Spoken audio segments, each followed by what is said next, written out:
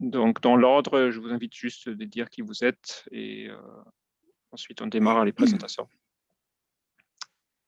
Christiane, je vous laisse la parole. Je commence. Alors, je suis Christiane Paravi. Bonsoir à tous. J'habite Carrières-sous-Poissy et je suis présidente du collectif COPRA 184 qui lutte depuis 30 ans contre le projet A104. Donc, je vous dirai 2 mots tout à l'heure pour commencer, avant la A104 bis. Oui, bonsoir. Alors, vous ne me voyez pas à l'écran, je ne sais pas pourquoi, ça ne marche pas. Antoine Mille, président de l'association Non Pont d'Achères depuis 2012. On se bat contre ce projet. J'habite aussi Carrières-sous-Poissy, sur l'île de la Dérivation. Et voilà.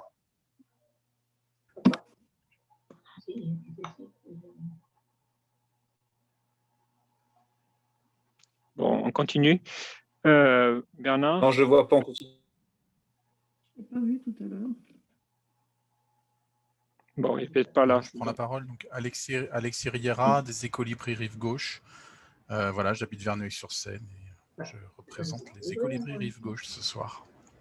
Donc, Bernard Deton, je reprends mon tour, président d'Active Environnement, et j'habite Verneuil-sur-Seine. Jean-Pierre Renier, président de Bien Vivre à Vernouillet. Et de Bien Vivre à Vernouillet, il y a aussi Mme Provost qui fait partie du conseil collégien. Alors moi, je suis Janine Provost, mais je vais vous présenter surtout le président de l'ADAPAV, qui est Jean-Pierre. Donc, je suis Jean-Pierre Provost, je suis président de l'ADAPAV à Vernouillet. Je suis Armand Tavani, vice-président de l'association Préserver Chapelle. J'habite Chapelle. Bonsoir, David Valnet, président des Écolibris Rive Gauche. J'habite à Verneuil-sur-Seine. Philippe Couden, pour l'association Un vélo qui roule, basée à Morcourt, et j'habite Chanteloup-Lévigny.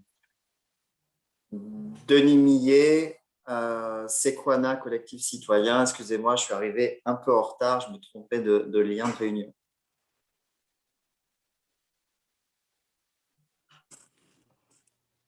Philippe Couden, pour l'association Un vélo qui roule, basée à Morcourt, et j'habite Chanteloup-Lévigny.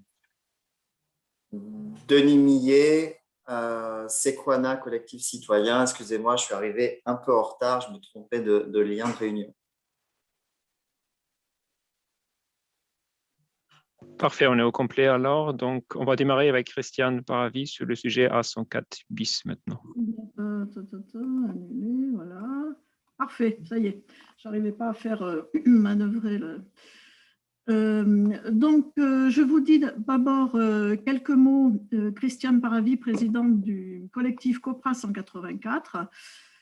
Quelques mots du projet A104. C'est le premier projet vraiment d'envergure qui a existé dans la région. C'est un vieux projet, vieux d'une 60aine d'années, qui est ressorti des cartons il y a une 30aine d'années, en 91. Et nous sommes en train de le combattre depuis 30 ans, depuis 1991. Il s'agit d'un projet d'autoroute entre Méry-sur-Oise et Orgeval, tout à fait en bas ici, où vous voyez le cul-de-sac, 22 km. Je ne peux pas le faire déplacer en hauteur, mais ça ne fait rien. Tout le monde voit bien? Oui, oui. Oui. D'accord. Donc, ceci, c'est le tracé vert du projet A104 qui a été décidé par le gouvernement suite au débat public de 2006. Ce projet, officiellement, n'a pas d'existence juridique puisqu'il n'y a eu qu'un débat public en 2006. Il n'y a jamais eu d'enquête publique, donc pas de DUP. Mais ce projet est toujours dans les cartons.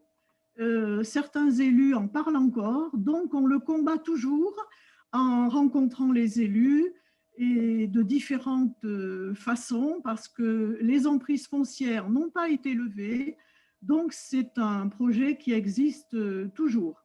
Nous sommes arrivés par le passé à le faire annuler par 3 premiers ministres de différents bords politiques de gauche et de droite, mais le gouvernement suivant l'a repris et l'a ressorti à nouveau des cartons. Donc, c'est pour cette raison que, bien que certains disent que ça ne se fera jamais, en fait, par le rapport Duron de 2018, ce projet a été Il a été dit qu'il serait réouvert, réétudié en 2038. 2038, c'est loin, mais il peut sortir bien avant. Et dès l'instant qu'il existe et que les emprises foncières sont toujours là, c'est pour cette raison que nous le combattons. Alors, il faut que j'aille chercher ma deuxième... hop, voilà. Alors, ça, c'est le premier, donc, projet autoroutier d'envergure de la région. Est-ce que vous voyez là? Il faut faire CTRL L. Oui, très bien. Oui, on voit. C'est pour être sûr que vous voyez. Très bien. Alors, voilà, je vais vous présenter en quelques minutes, sans vouloir être trop longue, ce deuxième projet, en fait, qui est une addition de différents éléments. Alors que tout à l'heure, il s'agissait d'un projet d'État, là, vous avez devant vous sur cette carte un projet, comme tout le monde le sait bien, du Conseil départemental des Yvelines. On pourrait dire que cela a commencé en 2003-2004 avec la construction du pont de Triel, qui est ici, du grand pont de Triel à l'entrée de Triel. Et je pense que le CD 78 avait déjà dans l'idée d'une route à grand gabarit qui traverse notre région, qui traverse la plaine de Chanteloup. Alors, ce projet, c'est ce que nous appelons, nous, au COPRA, depuis 2011 ou 2012, la A104 bis, parce qu'il va s'agir d'une route quand même à grand gabarit, à 2 fois 2 voies. Là, vous avez le tracé vert du projet A104 et à partir de là, vous avez l'ARD 30, ici la liaison en rose entre l'ERD 30 et l'ERD 190, avec à cet endroit-là, au bout de l'île de la dérivation, comme il va en être question tout à l'heure, le pont d'Acher en projet. Arrivé sur la RD 190, le flux de voitures emprunterait un petit morceau de la RD 190, puis virage sur la droite pour revenir vers le pont de Triel que tout le monde connaît. Le flux de voitures s'écoulant après par la RD 31, en allant éventuellement vers le sud, vers Orgeval par la RD 154, ou vers l'ouest, le nord-ouest, par la déviation de la RD 154 qui est en projet vers les Mureaux. Alors, il s'agit d'un projet absolument catastrophique de 2 fois 2 voies qui n'aurait pas les protections d'une autoroute, bien sûr. À travers la plaine de Chanteloup, par exemple, il n'y a absolument pas de protection. Ici, au niveau du RD30, le RD30 resterait en surface. Ici, un pont vraiment immense qui enjamberait l'extrémité d'une île habitée. Si certains ne connaissent pas, il faut aller y jeter un petit coup d'œil parce que c'est vraiment charmant. Et ce cheminement, nous le combattons également à travers nos tracts, notre carte de vœux qu'on écrit chaque année en janvier et qu'on distribuait à une époque où les cérémonies des vœux avaient lieu dans toutes les villes. Maintenant, on les envoie sur Internet régulièrement. Voilà. Je rajouterai juste quelques mots ici sur un projet supplémentaire qui est la requalification de la RD 190 entre le pont de Poissy qui se trouve là et Triel. Cette RD 190 qui va être requalifiée avec un bus en site propre, mais uniquement sur à peu près la moitié du cheminement, 1,5 km, 1,6 km, ce qui est vraiment, vraiment très dommageable parce qu'on n'est pas là au niveau d'une requalification de style 21e siècle. Et tout cela parce que entre ce point situé près d'Azalis et l'entrée de Triel, eh bien, ce bus qui était en site propre depuis le pont de Poissy ne sera plus en site propre ici. Le bus sera dans la circulation avec 2 fois 2 voies à gauche et à droite.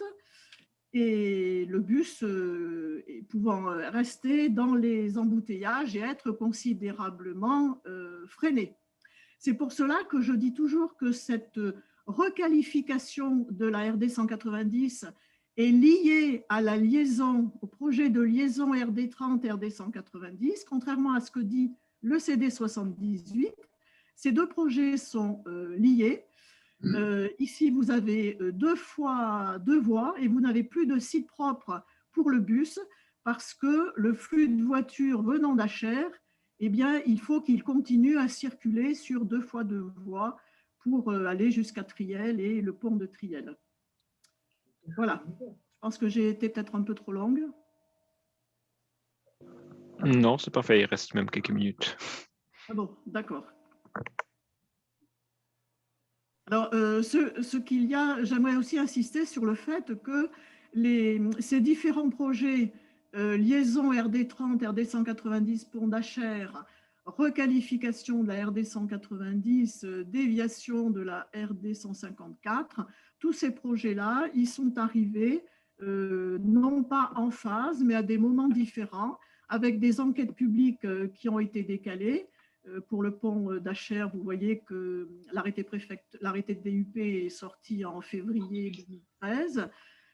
Pour la requalif de la RD 190 et la liaison RD 30, RD 190, l'enquête publique a eu lieu à l'automne dernier. Donc, c'est ce qu'on appelle le saucissonnage.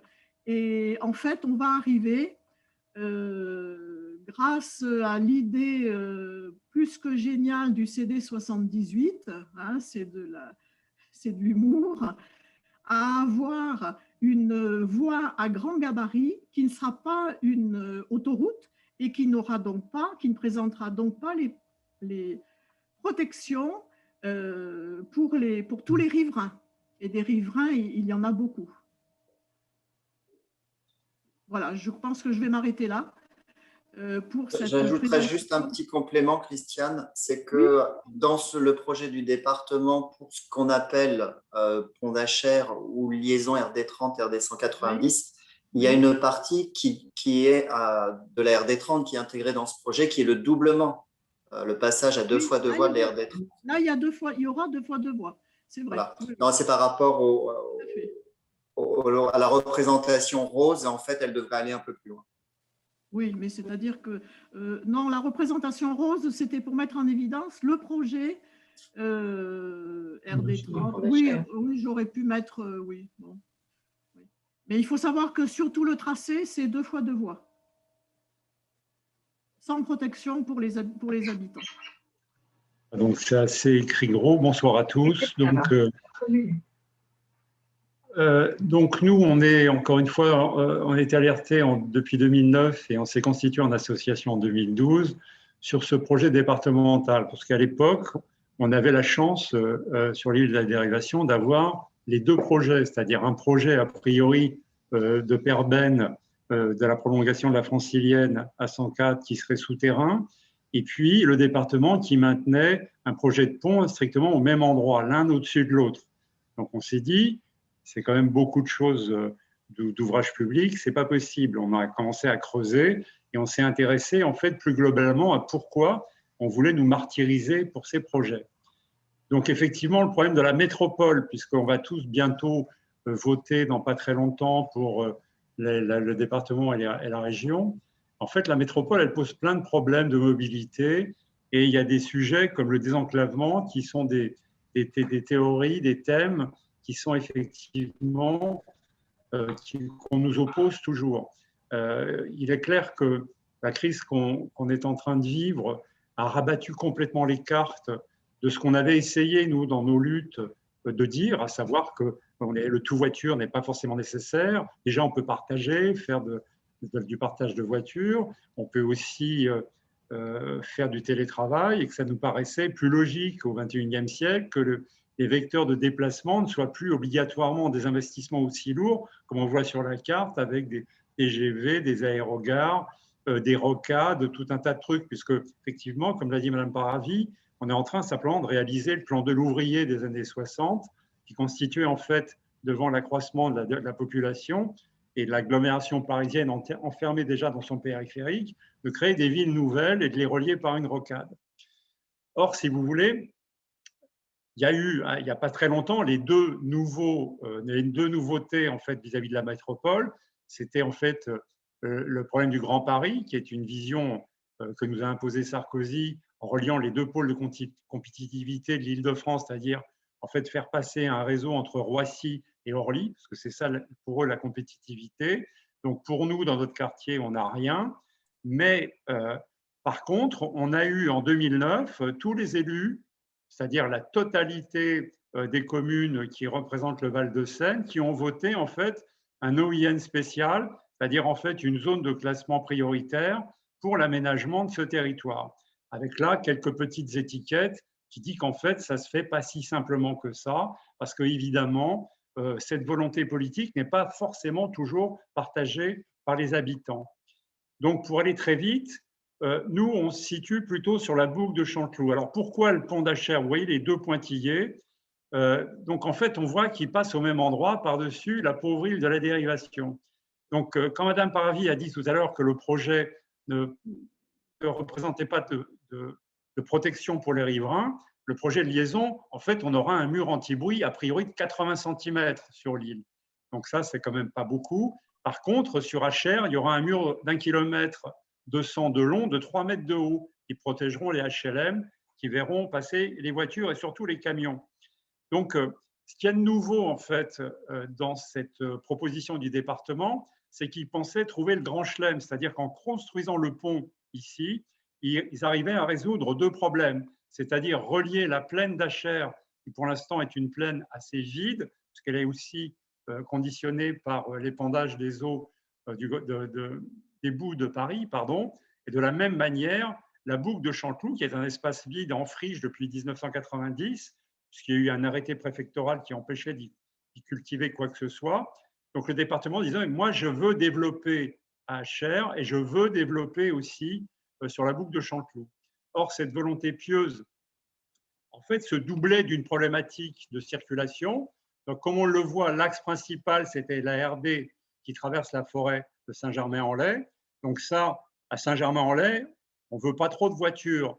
Après, vous aviez une option de nord au sud, de passer par la RD30. Mais la RD30, elle arrive à Poissy. Et le maire de Poissy, il ne veut plus passer de voitures. Donc le département a dit, bah, écoutez, on va franchir la Seine sur un endroit où il y a une réserve publique foncière, et puis on va relier le pont de Triel. Il y avait même eu un projet, un troisième pont, qui était le pont à la Frette, qui était plus loin, pour essayer de faire une diagonale. Donc le département, en fait, valorisait son projet en disant ça va désenclaver, ça va améliorer la situation et ça va permettre de créer des emplois dans des zones où il n'y en a pas. Or, malheureusement, alors ça, c'est le projet du pont proprement dit, tel qu'on le connaît. Pour info, il va y avoir en fait l'enquête publique loi sur l'eau qui définira l'objet pont en septembre de cette année. Donc, il y a une urgence en fait à essayer de le combattre. Donc, ce qu'on voit en fait, c'est qu'il y a un pont qui franchit la Seine avec quelques piliers en plus dans la Seine qui pose problème. Ils l'ont rallongé depuis l'enquête publique parce qu'en fait, cette zone-là est une zone d'expansion de crue. Donc, on a tout de suite dit nous, que ça allait poser problème. Et ce que vous constatez en fait, c'est que vous avez 16 hectares, parce que cette route représente 16 hectares d'imperméabilisation des sols. Et vous voyez des bassins de rétention qui sont obligatoires, des énormes bassins qui ne sont pas terribles, assez immondes. Ça fait presque 100 mètres de longueur. Vous en avez là-haut. Donc, on voit que l'impact du pont proprement dit est assez colossal. Parce qu'en fait, il y a une déclivité de terrain entre Achères, qui est plutôt bas, et Chanteloup, qui est plutôt haut. Donc, il y a une montée. Et en fait, on va percuter la colline, passer sous la RD 55. Après, avec un giratoire, essayer de retrouver un autre giratoire pour repasser, pour prendre la RD 55. Donc, c'est un projet qui est très compliqué, peu pertinent. On nous a dit dès le départ que ce ne serait pas beau, parce que ça tourne. Généralement, un pont, ça tire tout droit. Mais on ne pouvait pas tirer tout droit parce que vous avez l'étang d'Ébauche, qui est un étang de loisirs chez Achères. Donc, voilà le projet. Alors, du coup, cette boucle de Chanteloup, qui au départ était un vecteur de développement hyper important, il y avait un OIN spécifique. Aujourd'hui, malheureusement ou heureusement, on peut tous le souhaiter, elle est classée plutôt dans le PLUI comme un espace vert, un espace sensible, un espace naturel. Donc, du coup, la première volonté du département d'amener des gens à construire des choses là-dedans, c'est fini, terminé. C'est plus la même époque. Par contre, sur cette traversée de la plaine, tout le monde a entendu les déchets, la pollution. Donc le département, là on voit simplement les zones où il y avait une pollution particulière qu'on appelait la mer de déchets, avec des gravats du BTP. Ben, le département a tout dépollué. Pourquoi il a dépollué? Parce que le tracé de son pont passait par-dessus. Donc nous, notre démarche d'association, c'est de travailler avec les propriétaires terriens et de leur dire, ne vendez pas au département, bloquez ça, parce qu'on est en train de se moquer de vous. Ensuite, de l'autre côté, à Achères, ça c'est le premier impact en fait du pont PSMO, c'est-à-dire un pont qui va durer 30 ans. C'est-à-dire qu'il faut bien comprendre, c'est que c'est une exploitation de carrière, parce que le sous-sol des bords de Seine est extrêmement riche en sable, puisque c'est le lit primaire de la Seine. Donc, ça suscite beaucoup de convoitises, c'est-à-dire que cette richesse, on est en train de nous la piller, et par ailleurs, on est en train de le remplacer par des gravats du Grand Paris. Tout le monde sait à Triel, sur la plaine, qu'il y a une rehausse du terrain naturel pour ces gravats dont on sait plus qu'on va nous en faire quand ils vont rester, quand on va enfin arrêter ces carrières. Ensuite, le problème qu'on a, c'est que quelque part dans ce port, dont on nous dit qu'il ne servira qu'à faire des gravats, on va avoir dans le même temps, c'est-à-dire pendant 30 ans, on va avoir le développement de cette darse qui va être creusée, qui permet d'ailleurs au niveau, qui permet une compensation hydraulique pour l'aménagement de tous les bords de Seine en amont comme en aval. Donc c'est grâce à cette darse qu'on peut arriver à faire des actes, des trucs et des machins. Donc en fait, dans 30 ans, la darse est terminée, c'est-à-dire la technique du port est créée, et on nous dit qu'à ce moment-là, le canal Nord-Europe arrivera. Et on veut nous faire croire que le port à containers ne se fera pas. Or, nous pensons que le port à containers se fera à ce moment-là et que ce sera la catastrophe annoncée, c'est-à-dire qu'on aura besoin absolument des autoroutes, puisque du coup, la francilienne dont on a parlé tout à l'heure, qui est déjà arrivée à la 15, sur toutes les cartes, on voit l'ancien tracé de la 104 tel que Perbel l'avait défini. À partir du moment où le projet est déjà arrivé ici, vous pouvez le voir sur toutes les cartes routières, on suppose qu'a priori, si le pont est créé, c'est la catastrophe parce que de toute façon, ça fait un appel de voitures qui fera avec le port l'obligation de créer une autoroute pour de vrai. Donc là, on voit le tronçonnage dont on parlait tout à l'heure, qui est effectivement le principe du saucissonnage des projets routiers. Ensuite, nous, notre problème, c'est que il reste encore une minute. Le projet du pont, c'est complètement le tronçon C3 du projet A104. Ça veut dire que le pont est complètement relié à cette problématique de francilienne. Pourquoi il est relié? Et d'ailleurs, les chiffres du trafic le définissent. Aujourd'hui, alors vous avez une carte où vous voyez en fait l'arc de la Seine, c'est en fait les parties vides. Aujourd'hui, la situation, alors quand je dis aujourd'hui, c'est en 2012, parce que le département des Yvelines est à peu près le seul département de France qui ne tient pas à jour ses chiffres de trafic routier. Tous les autres le font, lui il ne le fait pas.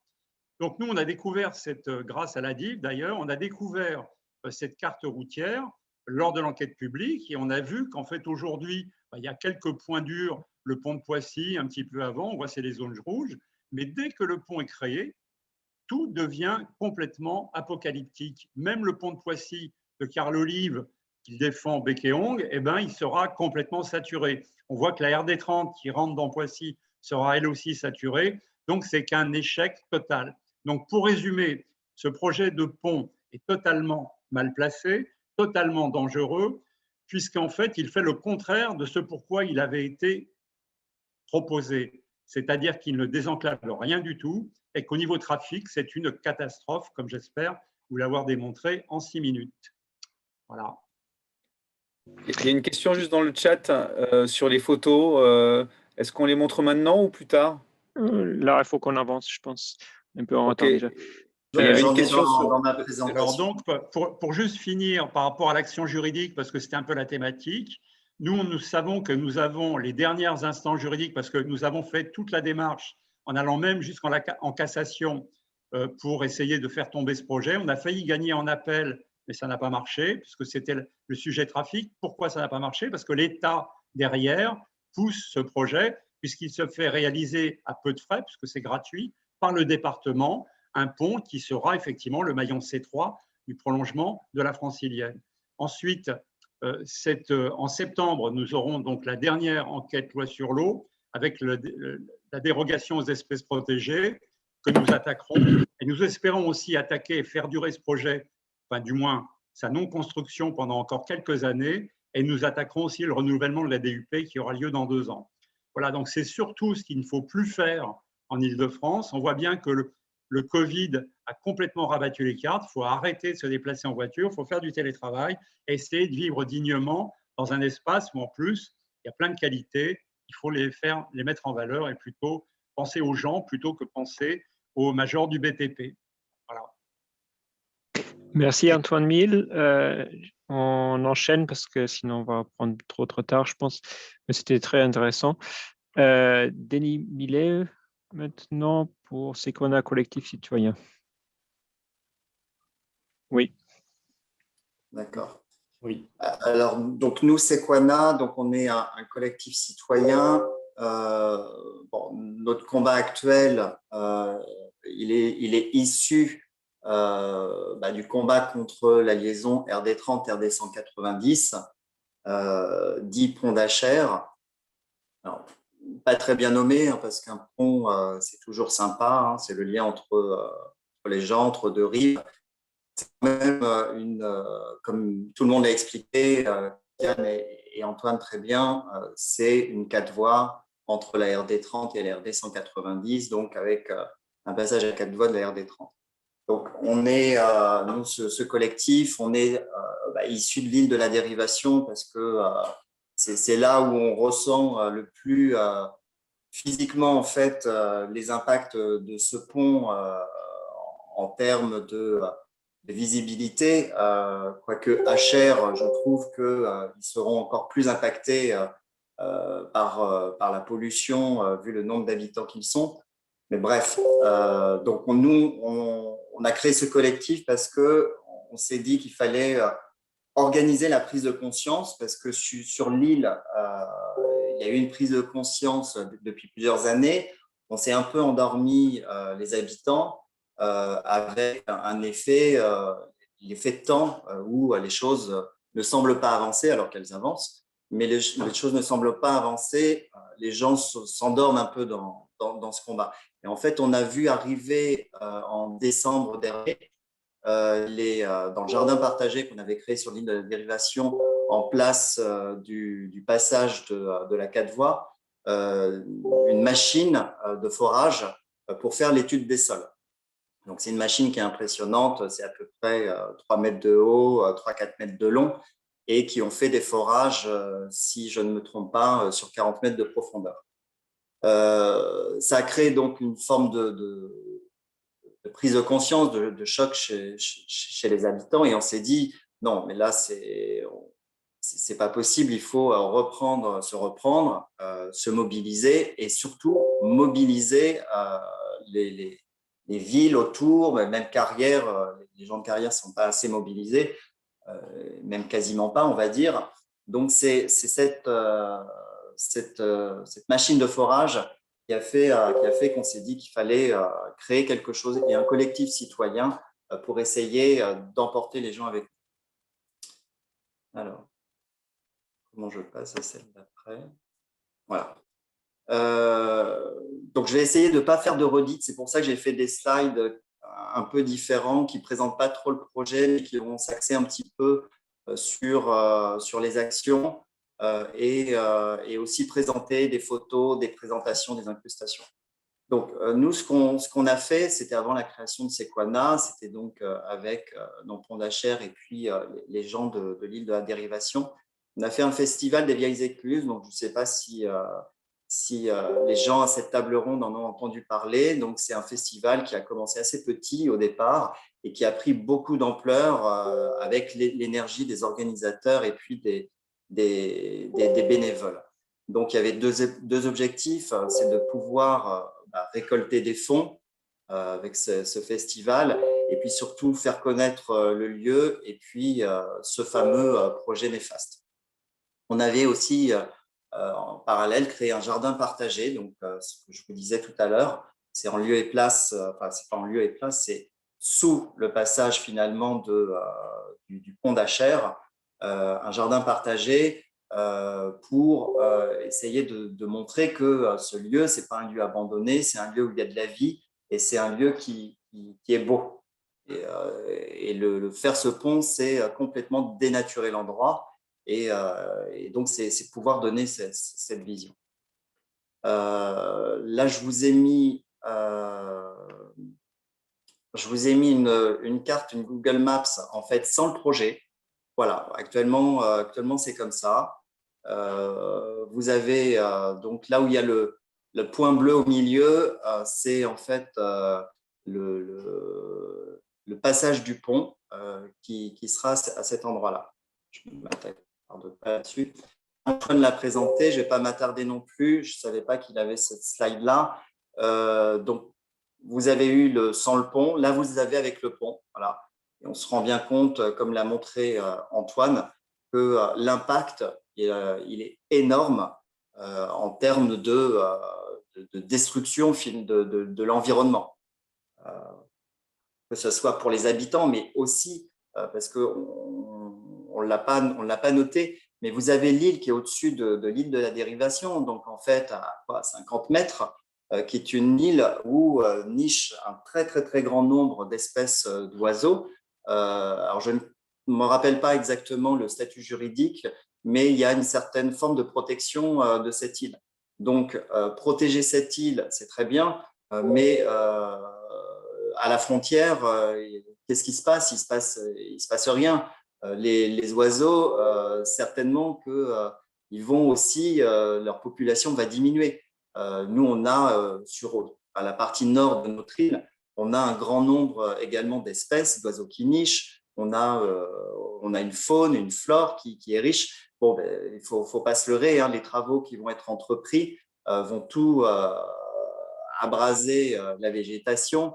La faune, la flore, il n'y en aura plus sur un périmètre qui sera assez large. Là, on a fait quelques photos. Alors, on m'a reproché tout à l'heure qu'elles étaient trop belles, en fait. Le pont est trop beau, effectivement. Il manque aussi des camions, parce qu'on aura à peu près 40 000 véhicules par jour qui vont passer au-dessus de nos têtes. Donc là, c'est une première incrustation qui avait été faite par un membre de nos ponts d'Acher, Anthony. Là, c'est côté canal, en fait. Ici, c'est une vue sur l'avenue de la Gaule, donc la seule avenue que l'on a, la seule rue qu'on a sur cette île. Et donc là, on voit à peu près ce que les gens, les habitants, même les promeneurs, parce que en plus, avec le Covid, on a un nombre de promeneurs maintenant qui a décuplé. Et bien voilà ce que l'on verra par les habitants et par les promeneurs. Là, c'est une autre vision. Voilà, on s'est dit, on va y mettre un gros camion. Voilà, et ça ne représente pas les photos d'avant, elles sont effectivement trop belles. Ça ne représente pas ce que sera l'ampleur du résultat, parce que là, on a fait une incrustation, donc on voit encore de la végétation, mais il n'y aura plus de végétation à cet endroit-là, ça sera terminé. Là, c'est le pont de Triel, donc c'est ce qu'ils ont réussi à faire à Triel, donc il n'y a pas de raison que ça soit très différent de ça. Donc, en fait, c'est plutôt un pont de ce style, puisque c'est aussi un pont à 2 fois 2 voies. Donc, c'est un pont de ce style qui sera implémenté au-dessus de l'île de la Dérivation, et un pont de 600 mètres de long, ce qui n'est pas rien. Alors, les actions qu'on a lancées, c'est ce que j'expliquais au début, donc avec les actions de forage, donc ça nous a remobilisés. Donc, on a fait tout un travail de reprendre le jardin, parce qu'avec l'année dernière, avec le Covid, et puis donc les gens n'étaient plus vraiment dans cet aspect de s'occuper du jardin. Il a fallu, il était bien en friche, donc il a fallu le reprendre. Donc, il y a eu toute une équipe de bénévoles qui s'y est attachée. Ça a bien avancé, ce que vous voyez là, on attend maintenant que ça pousse. c'est un quart du jardin. On a encore sur la partie gauche, ça a été défriché, mais pas encore vraiment travaillé. Donc, avec ce jardin, en fait, on en profite. On a fait des installations d'affiches pour présenter le projet dans tous ces aspects néfastes et inutiles. Et puis, on positionne un distributeur de tracts, d'explications. Et puis, nous aussi, également, le week-end, les gens qui viennent se promener, on leur explique. Il y a une autre équipe qui a commencé à faire un travail de recensement sur la faune et la flore pour justement apporter des argumentaires dans le cadre de ce dont a parlé Antoine sur l'enquête publique qui aura lieu à la fin de l'année sur les espèces protégées. Alors, les actions lancées, donc il y en a plusieurs. Il reste 1 minute. Alors, je me dépêche. Les actions lancées. Donc, il y a l'aspect politique de la chose. On a donc effectivement des élections départementales et régionales, mais là, surtout départementales, puisque c'est un projet du département. Donc, en fait, on a commencé à faire la campagne pour demander aux élus qui se proposent à l'élection, aux politiques qui se proposent à l'élection de se positionner. Donc, on va, à la suite de ça, faire savoir surtout. Et nous, l'association, on se positionnera aussi également par rapport à leur opposition de ces politiques. On se positionnera aussi sur ces échéances. Le temps du béni oui-oui, de ne pas les affronter, pour moi, pour nous, ça devrait être terminé maintenant. Il faut qu'on rentre dans un affrontement. Il faut qu'on mobilise les gens et ça passe aussi par dire exactement les choses, également politiquement. Il faut mobiliser les élus locaux. On a eu la chance, nous, sur Carrière, l'année passée, aux dernières élections, d'avoir un changement de maire. Le nouveau est complètement acquis à la défense de notre environnement et donc va nous assister, va nous aider, va même lui-même agir contre ce projet. Je passe rapidement, on fait des démarches aussi actuellement, ça a été demandé auprès de Madame Pompili pour pouvoir avoir un rendez-vous. On va aussi organiser, mais alors le Covid complique un peu les choses, on voulait le lancer plus tôt, mais aussi faire des tractages auprès des élus, comme l'avait bien fait une association contre Calcia, contre la carrière dans le Vexin. Donc, lorsqu'ils font leur réunion GPSO, et aussi quelque chose qu'on n'a jamais fait, mais qu'il faudrait vraiment qu'on fasse, toutes les associations, que ce soit les RD 154 et nous, Pont d'Achères, en termes de projet, c'est ensemble d'aller aussi manifester devant le conseil départemental des îles. Il faut mobiliser les populations sur le tracé de la 104 bis, donc sur Carrière, je pense un peu plus simple, quoique c'est quand même de l'énergie importante à y mettre. Et pour les Elvilles, là, c'est un peu plus compliqué parce que je pense que jusqu'à présent, ils n'arrivent pas à se rendre compte. Ils s'étaient pourtant mobilisés contre la 104, mais ils n'arrivent pas encore à se rendre compte que l'impact de cette liaison RD30, RD190 est en fait une A104 qui ne dit pas son nom, qui est cachée. Et donc, les effets néfastes qu'ils allaient subir avec la 104, ils vont l'avoir s'ils ne se bougent pas, ils vont l'avoir avec cette nouvelle 4 voies. Donc, il y a avec le COPRA, je pense, avec les comités des villes du COPRA, il y a un travail à faire pour qu'on arrive à commencer à les faire bouger là-dessus et à grossir les rangs de personnes mobilisées et acteurs. Et on fera des actions d'affichage. Et je ne pense pas boîte aux lettres parce qu'on en a fait beaucoup avec nos Pont d'Achères, surtout sur Achères. Et les gens en boîte à lettres, ça ne donne vraiment pas grand-chose. Et ce slide-là, je le relis, je l'organise. Oui, et là, en fait, c'est pour être un peu plus large. Ça peut rentrer aussi dans le cadre de la mobilisation des populations. c'est pour aussi avoir un argumentaire où les gens se disent tous écolo. Ils disent oui, il faut réduire la voiture, oui, il faut ceci, oui, il faut cela, mais c'est super, un pont, moi je vais mettre 10 minutes de moins pour me rendre de tel endroit à tel endroit. Donc il faut arriver avec des actions locales, comme par exemple la fresque du climat que j'avais organisée l'année dernière à Carrière, que les gens arrivent à prendre conscience que aussi leur quotidien, ils ne peuvent pas non plus continuer comme ça. Donc, chacun a des choses à faire et trier ses poubelles, c'est très bien, mais c'est loin, loin, loin, loin d'être suffisant. Il faut changer nos habitudes. C'est un mode de fonctionnement, c'est un mode d'organisation, un mode d'utilisation de nos voitures, de nos déplacements qu'il faut complètement changer. Juridique, Antoine en a parlé en fait. Je le repasse très rapidement. Il y a eu une enquête publique, l'avis était négatif. Il y a eu quand même déclaration d'utilité publique.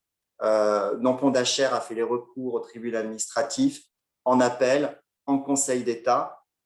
En cours, il en a parlé, il y a les rachats de terrain qui ont commencé.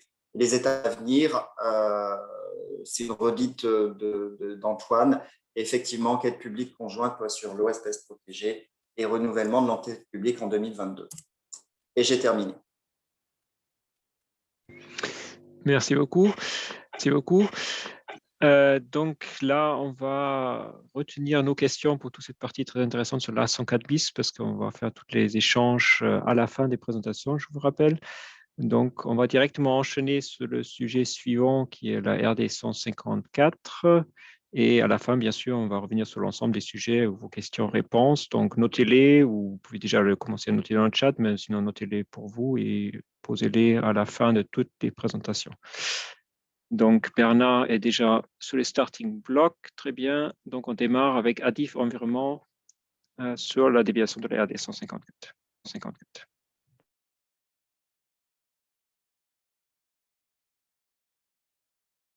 Bernard, j'avais coupé ton micro, il faut le rallumer.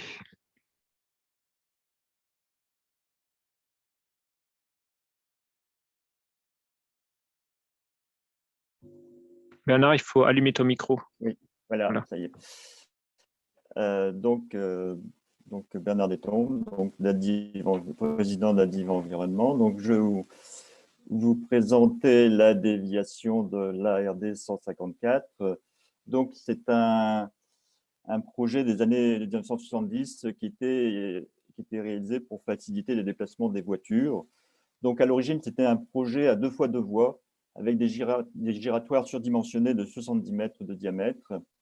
Donc, l'objectif annoncé, c'était aller plus vite en contournant les centres-villes de Verneuil et de Vernouillet. C'était à terme relier l'A13 par ce qu'on appelait le barreau et puis mailler le territoire avec un ensemble, avec tout un réseau structurant. Donc, à l'époque, il y avait le pont de Triel qui a été réalisé, le pont d'Acher, la 104, la rocade des Mureaux, et encore la liaison dans la vallée de la Molde. Donc, à l'époque, il y avait quand même beaucoup plus de projets que maintenant. On a quand même réussi à en dégommer quelques-uns. Donc là, on voit sur cet extrait de la consultation publique de 1994. Donc, il est écrit « Cette route permettra de contourner les agglomérations par le plateau sud, en venant de l'ouest, et de rejoindre le nouveau pont de Triel sur la Seine et Vernouillet. » Mais c'est écrit juste en dessous, elle permettra aussi, en partant de ces 2 villes, de rejoindre beaucoup plus facilement que maintenant l'autoroute A13. Donc, dès le début, l'objectif de l'RD 154, c'était bien d'aller plus vite sur l'autoroute A13. Donc, les caractéristiques de ce projet, c'est un projet décidé et financé par le département avec une participation financière de 6 millions d'euros de la région Île-de-France dans le cadre du plan anti-bouchon. Donc, le président du conseil départemental, Pierre Bédier, mais aussi Jean-François Rénal, qui est le vice-président aux mobilités, et ils sont fermement décidés à construire cette déviation. Et Jean-François Rénal est aussi notre représentant au conseil départemental. Donc, Philippe Tautou, l'ancien maire de Verneuil, qui était aussi président de la communauté de communes, a pendant longtemps soutenu ce projet très fortement, et c'est ce qui a permis de le faire avancer. Donc, je reviens sur les caractéristiques. Donc, une longueur de 5 km, 2 fois 1 voie. La chaussée a une largeur, elle a été réduite elle a une largeur de 6,50 m dans le bois. Il y aura maintenant 3 giratoires d'un diamètre un peu diminué. Ils ne font plus que 40 mètres de diamètre, en plus de 10 giratoires déjà construits sur la route des Mureaux. Le long de la RD 154, il y aurait des bandes cyclables, hein, puisque les pistes cyclables ou bandes cyclables sont obligatoires pour tout projet routier neuf. Et il y aura aussi, à travers le bois et dans la plaine de Vernouillet, des voies de desserte agricole et forestière. Au niveau de Vernouillet, il y aura la construction de protections acoustiques le long des zones urbanisées. Et au point de vue coût, cette déviation, initialement, elle était prévue à 24 millions d'euros.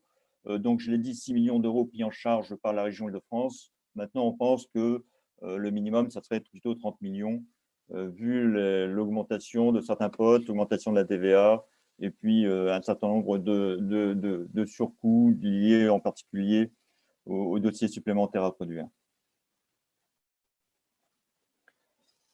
Donc, quand on regarde la déviation, donc je rappelle, elle part ici de la route des Mureaux, où le rond-point a déjà été construit. Elle traverse tout le bois de Verneuil, ici en suivant l'allée rouge, ce qu'on appelle l'allée de séparation, qu'on appelle l'allée rouge. Ici, elle traverse la zone où se trouvent les 2 carrières d'argile actuellement. Et c'est là qu'est la zone humide, qui est une des plus intéressantes du bois, du fait qu'elle renferme de nombreuses espèces protégées. Ensuite, une fois que la route est sortie du bois, eh bien, elle relie chaque route existante avec un giratoire. Et puis ensuite, elle se relie au giratoire existant sur la côte d'Orgeval. Et puis, on voit effectivement qu'à certains endroits, elle passe très proche des quartiers de Vernouillet. Donc, dans le bois, l'emprise moyenne du projet serait de 17 mètres, avec une chaussée de 6,50 m, des bandes cyclables de part et d'autre de la chaussée. Dans la partie forestière, dans le bois, il y aurait en plus des voies pour sortir pour les engins qui sortiraient du bois. Et donc là, on arrive à une largeur qui pourrait atteindre jusqu'à 40 mètres. Et il y a aussi un ouvrage d'art prévu dans le bois pour que le chemin forestier passe sous la route. Donc, au niveau de la plaine de Vernouillet, voilà le tracé. Donc, on aurait cette route qui passerait tout près du sentier des Épinettes, tout près du collège Émile Zola. Et il y aurait de chaque côté des chemins pour les tracteurs agricoles. Donc là, on aurait également une largeur assez importante, avec un profil comme ça. Là, on aurait une largeur de 30 mètres dans la plaine de Vernouillet, avec des pistes cyclables, le merlon de terre pour protéger du bruit de la route, et ensuite la chaussée, 2 fois une voie. Donc ça, c'est une vue qu'on a pris, une vue des travaux archéologiques, du diagnostic archéologique qui a eu lieu il y a 2 ans.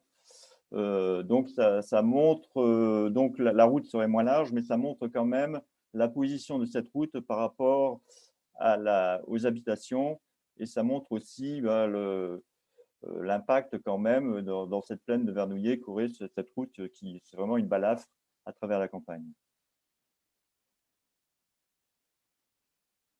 Alors pourquoi nous, à la DIV, on est contre ce projet? Déjà parce que c'est un massacre du bois de Verneuil, hein, qui est une richesse pour la commune. Les habitants de Verneuil ont défendu le bois par le passé contre un projet de lotissement.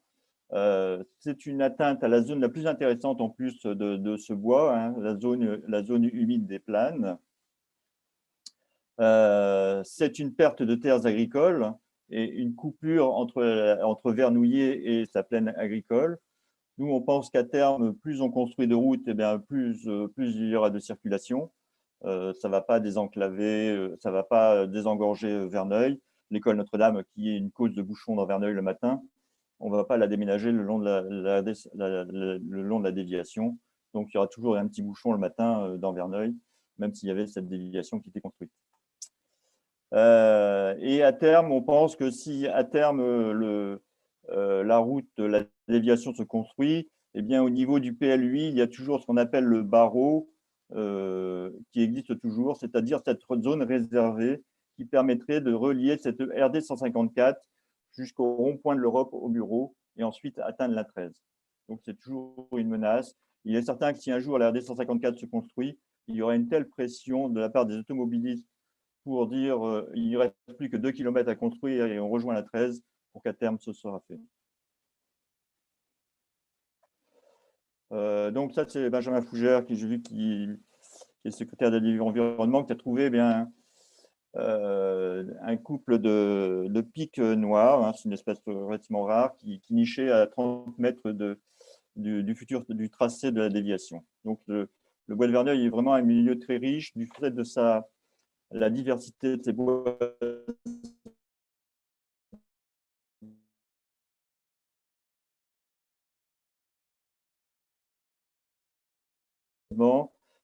Sa zone humide, il y a aussi les landes qui sont des milieux très intéressants, tout ce qu'on peut y trouver.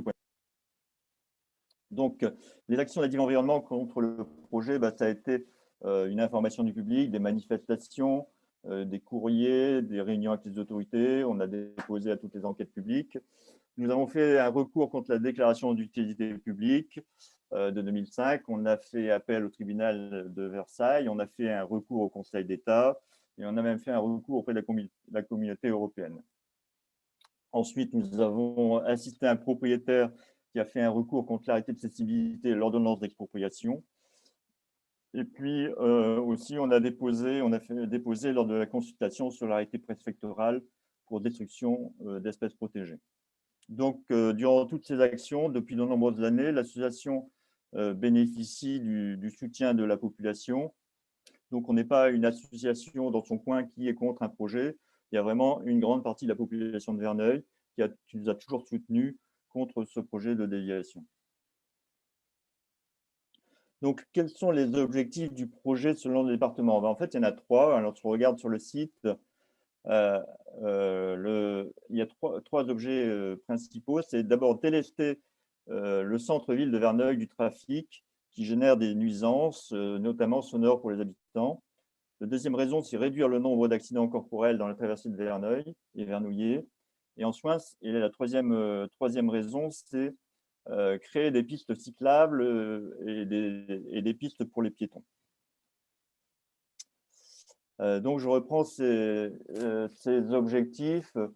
Pour nous, la déviation, elle ne dévierait qu'une partie du trafic. Hein. Il y aurait toujours un trafic dans le centre-ville important dans Verneuil, justement parce qu'il y a quand même, effectivement, l'école Notre-Dame, où il y a quand même beaucoup d'élèves, il y a 3000 élèves, donc tous les matins, beaucoup de voitures qui circulent. Et il n'est pas sûr que tout le monde prendrait cette déviation. Donc, nous, on pense qu'au niveau de Verneuil, au niveau du centre de Verneuil, la baisse du trafic serait relativement faible. Et puis, le trafic, le département nous a toujours dit que le trafic allait augmenter. Mais en fait, depuis quelques années, il s'est stabilisé. Il devrait même baisser avec l'arrivée de Éole, pour peu qu'on ne construise pas des projets démesurés tels que le projet de Marina Bouygues qui était prévu dans la base de loisirs. Et ensuite, il y a quand même peu de loisirs, peu de poids lourds, hormis la desserte locale. Donc, nous, ce qu'on propose pour diminuer le bruit dans le centre-ville, c'est d'abord rénover la chaussée. On dirait que le conseil départemental, ça fait 20 ans qu'il n'a pas rénové la chaussée de l'RD 154 dans Verneuil et Vernouillet. Réduire localement la vitesse dans l'hypercentre de Verneuil à 30 km/h pour réduire le bruit. Et puis, après, il y aura des évolutions dans les mobilités. Hein. On le voit déjà, il commence à y avoir déjà de plus en plus de voitures électriques et quand même le niveau de bruit est plus faible. Et on est pour le développement des circulations actives. La RD 154 dans Verneuil et Vernouillet est très large, ça fait 40 mètres de large. Il y a de quoi aménager des pistes cyclables pour tout le monde. Donc, le deuxième objectif du département, c'était de réduire le nombre d'accidents. Alors ça, c'était vrai dans les années 80, dans les années 90. Depuis, la vitesse des véhicules dans Verneuil a considérablement baissé. La RD 154 n'est pas particulièrement accidentogène dans Verneuil et Vernouillet. et il suffira de quelques aménagements peu coûteux pour faire des passages piétons mieux faits, plus visibles, pour que le problème de la sécurité routière soit réglé. Après, le troisième objectif, c'était créer des dessertes pour piétons et cycles. Bon, ben, ça, c'est un objectif complètement bidon. On voit mal des cyclistes s'amuser à longer leur route dans le bois de Verneuil. Ils n'ont absolument pas besoin de ça. Il n'y a absolument aucun cycliste qui soit demandeur. C'est vraiment ridicule de la part du département d'afficher un tel objectif pour la déviation.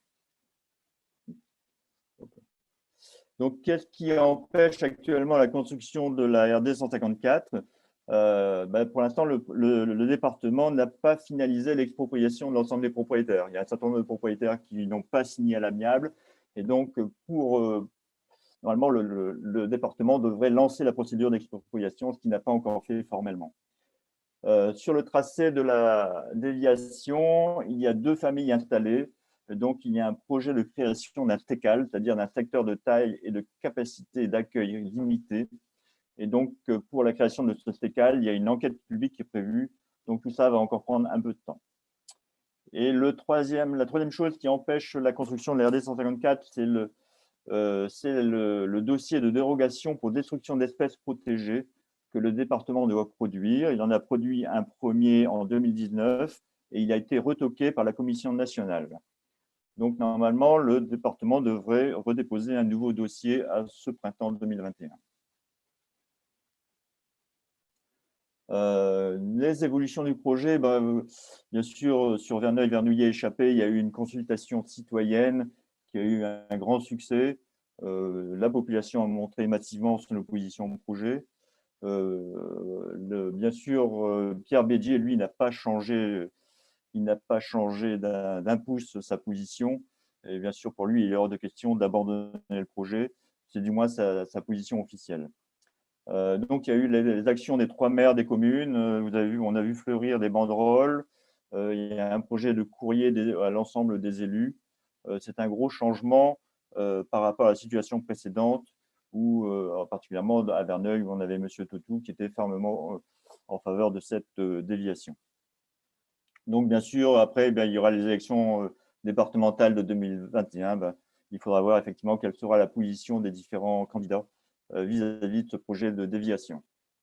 Donc, un point important, c'est la question de la dérogation espèces protégées. C'est vraiment une épine dans le pied du département et c'est quelque chose qu'on suit avec beaucoup d'attention. Donc, normalement, le département a déposé un nouveau dossier de demande de dérogation pour destruction des espèces protégées. Normalement, au mois de mai ou peut-être au mois de juin, il y aura un avis du Conseil national de protection de la nature. Et il y aura en même temps une consultation du public sur Internet. Et donc, suivant ce planning, eh bien, en juin, il y aurait un arrêté préfectoral espèces protégées signé par le préfet. Donc, nous, si cet arrêté arrive, eh bien, nous ferons d'abord un recours gracieux contre cet arrêté préfectoral et ensuite un recours contentieux au tribunal administratif. Donc, ce qu'on peut faire pour retarder ce projet, déjà, effectivement, c'est ce recours auprès des tribunaux. Des recours, on sait les faire. On a en particulier un recours en ce moment contre le PLUI, contre le projet de construction de la marina de Bouygues. On fait aussi, ce qu'on fait, c'est des inventaires sur la faune et la flore pour montrer que le bois est un milieu très riche. Et on communique tout ça à la DRIE pour montrer qu'on est une association environnementale, qu'on vraiment on défend le bois, on défend l'environnement sur une base scientifique. Et puis après, bien sûr, on rencontre les autorités, on a rencontré le préfet, le sous-préfet, on rencontre la DRIE qui s'appelle maintenant la DRIAT. On aura effectivement des actions au niveau de la campagne électorale et puis éventuellement des actions avec la population lorsqu'on sera libéré du Covid.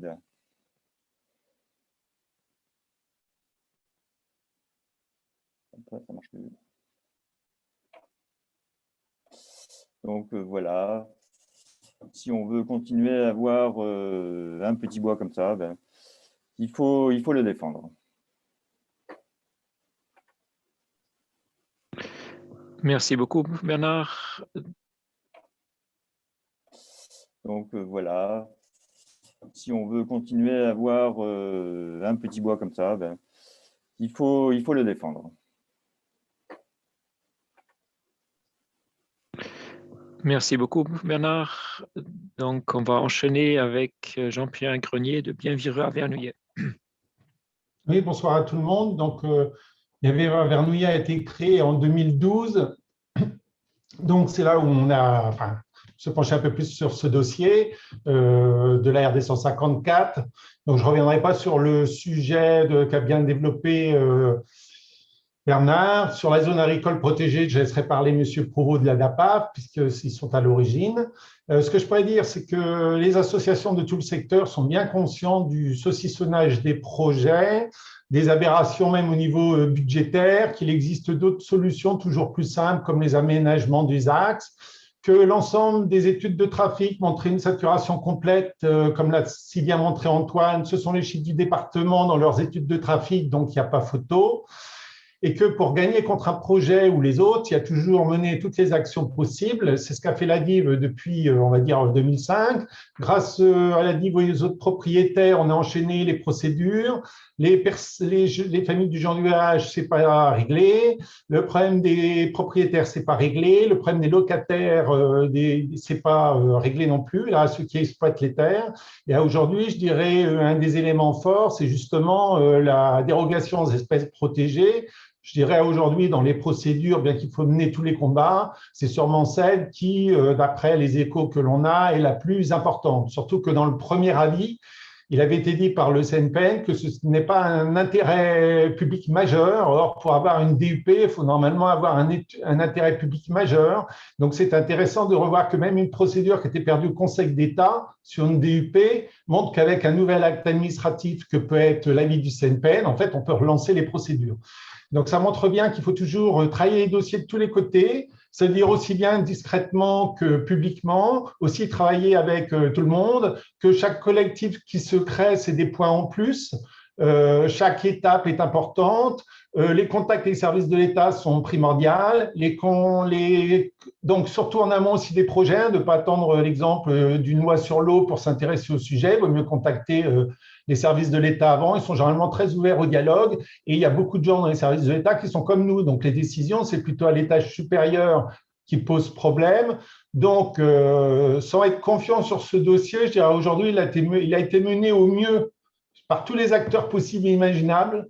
Et c'est la chance qu'on a eue sur ce territoire, c'est d'avoir, et je dirais maintenant sur tous les collectifs, sur la vallée de la Seine, toutes les associations qui ont déjà montré le saucissonnage des projets, qu'en fait, en finale, ces projets étaient tous liés. Tout le monde arrive à travailler ensemble et c'est quand même un grand point. Il y a eu des réussites pour certaines associations sur le secteur, à confirmer comme la carrière sur le Vexin, mais ça montre bien que quand on y est force de tout le monde, ça marche. Donc, action, contact au service de l'État, collectif, manifestation, pétition, recours judiciaire, ça c'est sûrement un des points essentiels, et ne jamais laisser baisser les bras, jamais. Tant que la première pierre n'est pas posée, vous avez toujours des possibilités de le faire arrêter, ce projet. Quand il ne dépend plus que d'une volonté politique, on a déjà fait un grand pas en avant quand même, puisque ça veut dire sur les étapes réglementaires, sur beaucoup de dossiers, on voit qu'en fait, il y a largement de quoi faire des recours et qu'à aujourd'hui, les recours portés, même avec la simplification sur les lois environnementales, peuvent vous reculer un projet de 10 ans. Donc, ça permet aussi de porter notre vision du territoire, d'avoir des changements d'élus, d'avoir aussi en face des problèmes financiers quand on fait la somme de tous ces projets qui comptent en centaines de millions d'euros. Il faut voir que le département non plus, même si c'est une source d'emprunt important, un jour, ils seront confrontés à ce problème-là aussi. Donc, gagner du temps est essentiel avec tout le monde. Et je ne peux que remercier tous les acteurs qui ont participé depuis 10 années et les nouveaux qui s'engagent sur ce dossier. Voilà. Pour ma part, voilà, j'ai terminé. Je laisserai M. Provost développer sur la zone agricole protégée de Vernouillet, sujet qu'il maîtrise, d'autant plus qu'il en est dès le départ. Voilà. Merci beaucoup. Merci beaucoup. Donc, Jean-Pierre Provost de la DAPAV. Oui. Moi, je vais vous lire tout simplement le petit texte que j'ai concocté. Donc, la DAPAV, ça veut dire Association pour le développement de l'agriculture périurbaine à Vernouillet et ses environs. À la demande des agriculteurs, une charte agricole a été établie et signée. Monsieur Provost, il faudrait parler plus près de votre micro, s'il vous plaît.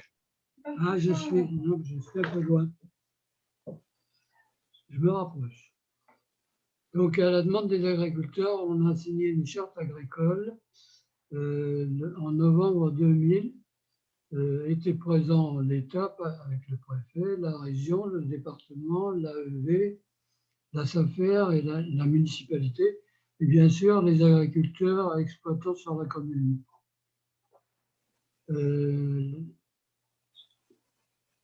L'ADAPAV a été créée le 5 mars 2001 pour faire vivre cette charte qui avait été établie.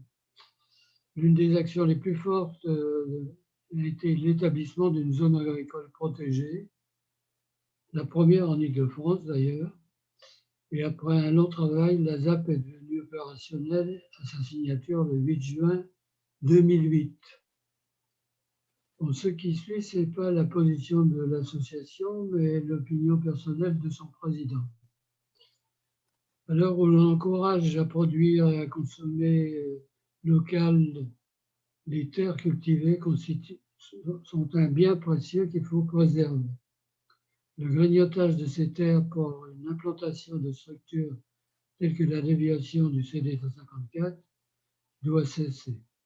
L'emprise est déjà consommatrice de plusieurs hectares, mais les délaissés, c'est-à-dire les terrains entre le projet et le front urbain actuel, seront difficiles à cultiver par les engins agricoles modernes, donc promis à une urbanisation qui ne dit pas son nom.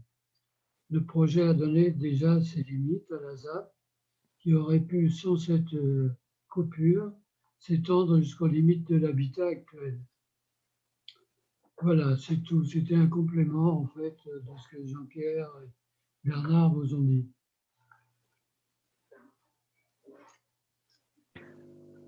Merci beaucoup. Merci beaucoup. Alors, maintenant, ce sera l'association Préserver Chappé avec Armand Taloni. Oui, bonsoir à tous. Bien, donc je suis le vice-président de l'association Préserver Chappé qui a été créée en 2016 et qui en fait a été créée principalement pour essayer de protéger notre façon de vivre et notre vie au quotidien dans Chappé, qui malheureusement est un village considéré comme mal placé, du fait que nous avons l'entrée de l'autoroute A13 qui se trouve justement en bas de chez nous, en bas du village, ce qui engendrait et qui engendre tous les jours un flux de véhicules très important, venant notamment de Vernouillet, Verneuil et bien au-delà, qui traverse le village de Chappé, qui a un véritable entonnoir du fait que la configuration de ce village est un village rue, principalement. Vous voyez ici la grande rue qui mène justement à l'entrée de l'autoroute A13. Donc, nous avons une rue extrêmement étroite, pratiquement pas de trottoir, et qui draine, d'après les dernières estimations qui avaient été faites en 2017, si je ne me trompe pas, draine à peu près un flux de véhicules entre 2500 et 3000 véhicules par jour. Pour un village de 1300 habitants, 1400 habitants, ça fait beaucoup. Donc, notre crainte au sein de l'association, c'est de voir que la construction de cette déviation, bien entendu, va augmenter ce flux, déjà très important, et notamment le fait de la présence d'un rond-point qui se trouve juste sur la route de Chappé, au niveau de la piscine de Verneuil, et qui fait que quand les gens arriveront sur ce rond-point, verront très bien la route qui mène à Chappé et le chemin le plus facile pour rejoindre l'autoroute A13, ce sera bien entendu traverser Chappé en plus. Donc, nous sommes effrayés, le terme n'est pas assez fort, je trouve encore, nous sommes effrayés par la conséquence de cette déviation. Donc, l'association combat depuis le 2016 pour essayer de trouver d'autres possibilités pour éviter que les véhicules traversent notre village, compte tenu de sa configuration étroite. Et malheureusement, jusqu'à présent, nous n'avons pas réussi, dans la mesure où toutes nos négociations, aussi bien avec la mairie, les élus de la mairie précédente, ainsi que les autorités départementales que nous avons rencontrées, notamment M. Reynal, que j'ai rencontré personnellement, nous ont expliqué que malheureusement, la seule solution, c'est effectivement la construction d'un barreau, dont a parlé la DIF tout à l'heure, mais ce qui engendre bien, et entendu, la conséquence de la création de la RD 154. Donc, le dernier élément que j'ai eu récemment en ma possession est qu'en fait, même si le barreau est prévu dans le PLUI, il semblerait que cela mettrait énormément de temps pour le construire, dans la mesure où M. Reynal m'avait dit clairement que sa priorité était de construire la RD 154 d'abord, et ensuite, après finition des travaux, s'attaquer à la demande de construction du barreau, ce qui, en effet, effectivement, engendrera des expropriations supplémentaires et le temps administratif, entre guillemets, qui fera que ce barreau ne sera pas construit avant au moins une vingtaine d'années.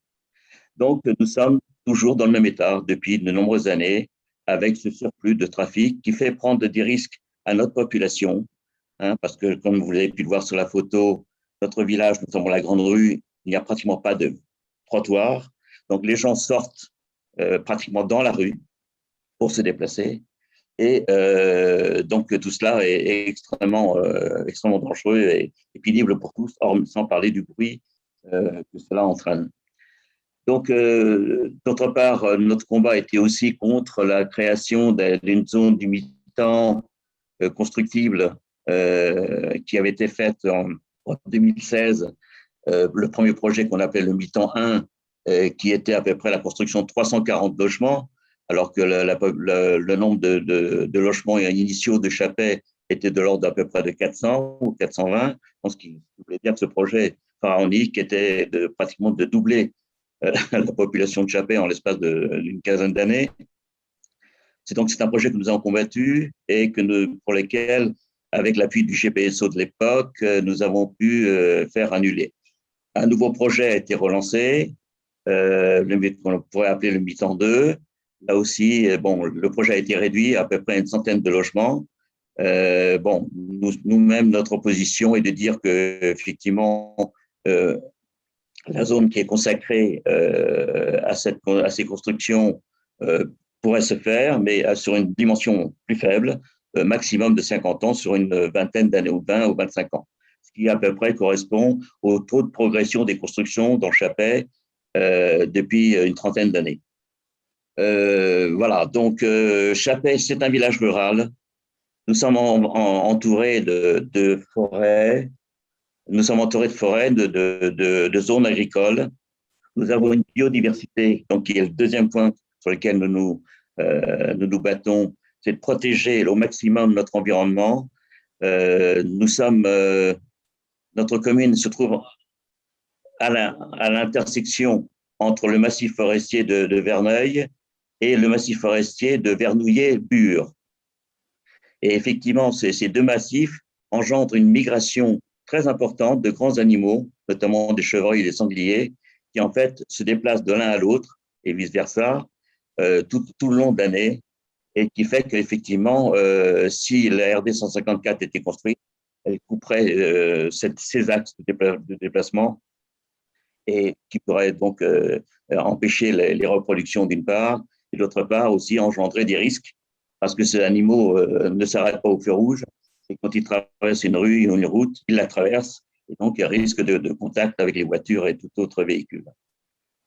Voilà, donc ce sont les deux grands axes principaux sur lesquels nous battons. Nous avons exprimé tout cela à nos élus, et donc nous sommes dans une recherche de discussion et d'argumentation possible pour améliorer la vie au quotidien dans Chappey.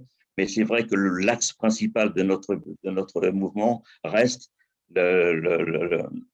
la protection de nos habitants par rapport aux véhicules qui traversent notre village.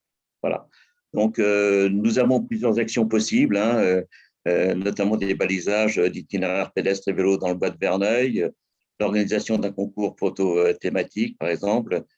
Bon, une communication vis-à-vis de la presse régionale, nous l'avons fait dès le début et nous continuerons à le faire si besoin est. Nous animons surtout nos adhérents, nous les informons régulièrement sur nos démarches et nous comptons aussi un peu avec l'appui des gens qui nous entourent parce qu'en fait, tout seul, on n'y arrive pas à grand-chose quelquefois et tout ce qui a été dit précédemment me fait croire qu'effectivement, plus on se réunit et plus on est nombreux et plus on réussit. Donc voilà, donc je pense qu'une action auprès des futurs candidats aux prochaines élections régionales a toute son importance et nous sommes prêts à y participer s'il y a une démarche commune qui est faite. Il y a bien d'autres possibilités, telles que vous avez pu le voir sur notre slide, qui peuvent être étudiées et faites. Voilà. Donc, je pense avoir été assez exhaustif et clair sur ce qui concerne le Chappet et la conséquence de la déviation sur notre principal souci, qui est la circulation des véhicules dans notre pays. Et la non-destruction de notre environnement de biodiversité qui est très important et comme à Verneuil, très riche et que nous voulons absolument protéger. Voilà, j'ai terminé. Merci beaucoup. Donc... Et comme à Verneuil, très riche et que nous voulons absolument protéger. Voilà, j'ai terminé. Merci beaucoup. Donc, ce sera le tour des écolibristes rive gauche, Alexis Riera. Bonjour à tous. Alors, je m'appelle... Vous voyez mon écran? Oui. Donc, je m'appelle Alexis Riera, je représente les Écolibris Rive Gauche, qui est une association qui réalise des actions concrètes en faveur du développement écologique sur les villes de Verneuil et sur Seine et Vernouillet. Nous organisons régulièrement, souvent avec d'autres associations, des ramassages citoyens, des collectes et des actions solidaires, et on s'investit activement dans de nombreux ateliers, des événements autour du zéro déchet, du do-it-yourself, des mobilités douces et de la permaculture. On a aussi mis en place une AMAP sur Verneuil. Alors, concernant le projet de déviation de la RD 154, l'association a activement fait campagne contre le projet au moment de la consultation citoyenne, notamment via des actions de communication dans les réseaux sociaux et des opérations de boitage. Nous avons décidé de rejoindre le collectif que David va vous présenter juste après, ceci pour prolonger cette action et aider à maintenir la mobilisation. Donc, vous pouvez compter sur nous pour nous mobiliser sur le terrain, dans la forêt de Verneuil et aussi dans la plaine de Vernouillet. Voilà. Je n'ai pas grand-chose d'autre à rajouter, puisque on n'est pas autant impliqués que peuvent être les autres associations aujourd'hui. Mais on est derrière. Très bien, merci beaucoup. Je n'ai pas grand-chose d'autre à rajouter, puisque on n'est pas autant impliqués que peuvent être les autres associations aujourd'hui. Mais on est derrière. Très bien, merci beaucoup. Et donc maintenant, ce sera David Vernet de présenter le collectif RD 154.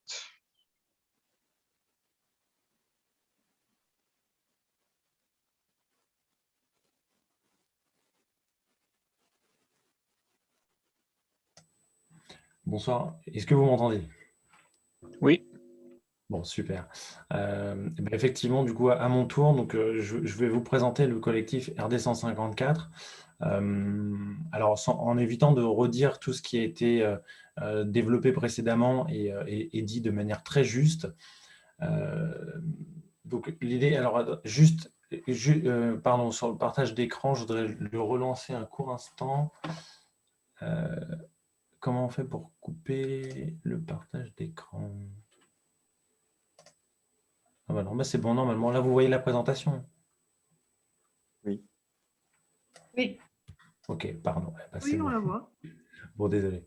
Alors, Globalement, pour refaire la synthèse, tout le monde l'a bien compris sur la RD 154, on parle d'un projet qui est vraiment anachronique d'une part et destructeur d'un patrimoine qui est très précieux pour Chappée, pour Verneuil, pour Vernouillet.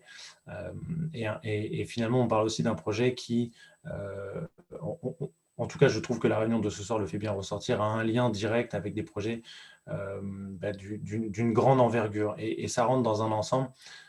Donc ça, évidemment, c'est le constat de base. Alors, sur quoi on s'appuie notamment, ça a été évoqué plusieurs fois, c'est la consultation citoyenne qui a été lancée par les maires de nos 3 communes, de Chappée, de Verneuil-sur-Seine et de Vernouillet en octobre 2020. Il y a quand même eu un très bon taux de participation à cette consultation, de 20% de la population, donc pouvant voter, et un rejet qui est absolument massif. On a 83% des votants qui ont dit non à ce projet. Donc on est vraiment sur un projet que personne ne veut, les citoyens ne le veulent pas, les associations qui luttent contre l'ont clairement expliqué avec énormément de contenu, sont contre et pour énormément de bonnes raisons. Et finalement, on se retrouve face à un département qui avance un petit peu tout seul par rapport à ce projet-là, qui le porte, qui le soutient mordicus. Mais les choses ont changé, ça a été dit également, les élus sont montés au front, ils montent au front, et ça c'est quand même un gros changement de paradigme, puisqu'à date, les associations qui ont toujours fait un gros travail dessus, donc dans la lutte contre le projet, pouvaient potentiellement se sentir un petit peu seuls. Aujourd'hui, on est sur une action qui est quand même beaucoup plus large, beaucoup plus coordonnée. Et donc, on peut se poser la question, pourquoi un collectif? Donc, si on a décidé de créer ce collectif RD 154, c'est déjà, premièrement, pour lutter contre tout projet de contournement de la RD 154, quel qu'il soit. Voilà, on estime qu'aucun contournement n'a lieu d'être et ne pourrait être justifié. Évidemment, on cherche à soutenir la victoire incontestable du non à cette consultation citoyenne. Aujourd'hui, on peut difficilement se cacher derrière son petit doigt en disant que la population locale ne serait pas concernée au premier chef ou intéressée, ou que son avis n'aurait pas de valeur. Ça serait vraiment faux de le dire, et pourtant ça a déjà été entendu. Ce qui est certain, c'est qu'aujourd'hui, ce non, il est là, il est très présent au sein de la population, elle l'a démontré, et ça mérite d'être soutenu. Et c'est vraiment l'une de nos ambitions. C'est très important de le faire.